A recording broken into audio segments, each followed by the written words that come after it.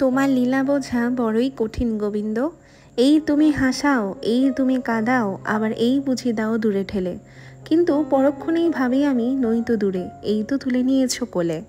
হরে কৃষ্ণ সবাইকে। আশা করি সকলেই তোমরা ভীষণ ভালো আছো। আমরাও কিন্তু ভীষণ ভালো আছি। পৃথিবীর সকল লীলা করে আমাদের প্রভু। আমরা তো প্রভুরই দাস। আমাদের তুমি ক্ষমা করে তোমার চরণে আশ্রয় দান করো। ভগবান কি চান জানো? ভগবান চান তার ভক্তের কাছে পরম শান্তিতে বিশ্রাম করতে। ভগবান কিন্তু তার ভক্তদেরকে ভীষণ পছন্দ করেন, এবং ভক্ত যদি কখনো কষ্টে থাকে তিনি কিন্তু এটা কোনোভাবেই সহ্য করতে পারে না। শ্রীকৃষ্ণের সাথে আমাদের ভালোবাসা কিন্তু চিরন্তন, যা কিন্তু কোনো দিন শেষ হওয়ার নয়, এবং এই প্রেম কিন্তু কোনো দিনও শেষ হওয়ার নয়।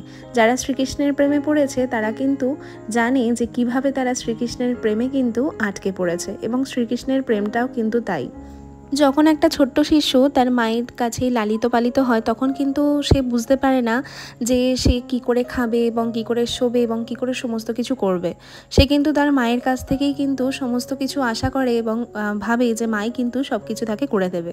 তেমনি ভক্তও কিন্তু ঠিক একটি শিশুর মতো গোবিন্দের রক্ষণাবেক্ষণেই কিন্তু থাকেন। পিতামাতা যেভাবে তাদের শিশুকে রক্ষা করেন, এবং ভগবান গোবিন্দও কিন্তু সেরকমভাবেই কিন্তু তার ভক্তকে প্রত্যেকটা সময় কিন্তু রক্ষা করে যাচ্ছে। আমরা কোনো কোনো সময় বুঝতে পারি, আবার কোনো কোনো সময় কিন্তু বুঝতে পারি না। যখন আমাদের সাথে ভালো কিছু হয় তখন কিন্তু আমরা ভগবানকে জানাতে ভুলে যাই, আর যখন আমাদের সাথে খারাপ কিছু হয় তখন আমরা ভগবানকে বলি তুমি কেন এটা করলে, কেন ওটা করলে, কেন সেটা করলে, কেন আমাকে দিলে না। কত অভিযোগই না ভগবানের কাছে আমরা করি। কিন্তু যখন আমরা ভালো থাকি তখন ভগবানকে গিয়ে কিন্তু আমরা একবারও ধন্যবাদ দিই না যে ভগবান তোমার জন্য আজকে এত সুন্দর একটা সকাল দেখতে পেলাম, বা তোমার জন্য আমি জীবনে এত কিছু পেলাম যা পাওয়ার সাধ্য আমার ছিল না। খুব কম মানুষই এগুলো বলে থাকে, সেরকম কিন্তু খুব একটা বলে না।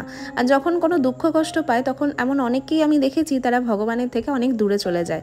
কিন্তু যখন তুমি জীবনে দুঃখ কষ্ট পাবে না তখন সমস্ত কথা গিয়ে ভগবানের কাছে গিয়ে বলো, এবং দেখবে ভগবানই কিন্তু আস্তে আস্তে সেই জায়গা থেকে কিন্তু তোমাকে সরিয়ে নিয়ে আসবে।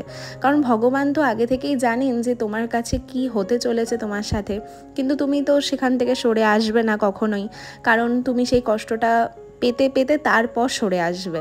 তাই জন্য ভগবান বলেন তুই আগে কষ্টটা পা, সহ্য কর, তারপর দেখবি তুই নিজেই সেই জায়গা থেকে সরে এসেছিস। কারণ ভগবান কিন্তু আমাদের অনেক রকমভাবেই বোঝায় যে এটা তোর জন্য ঠিক হচ্ছে না, এটা খারাপ হচ্ছে, তুই ওখান থেকে সরে আয়, কিন্তু প্রথমে কিন্তু আমরা এটা একদমই বুঝতে পারি না। তাই ভগবানের সমস্ত কিছুই কিন্তু ভীষণ সুন্দর, যেটা আমি খুব উপলব্ধি করি। তাই ভগবান শ্রীকৃষ্ণের লীলা কিন্তু বোঝা কিন্তু বড়ই দায়। ভগবান শ্রীকৃষ্ণ কিন্তু সর্বক্ষণ কিন্তু লীলা করতে থাকেন।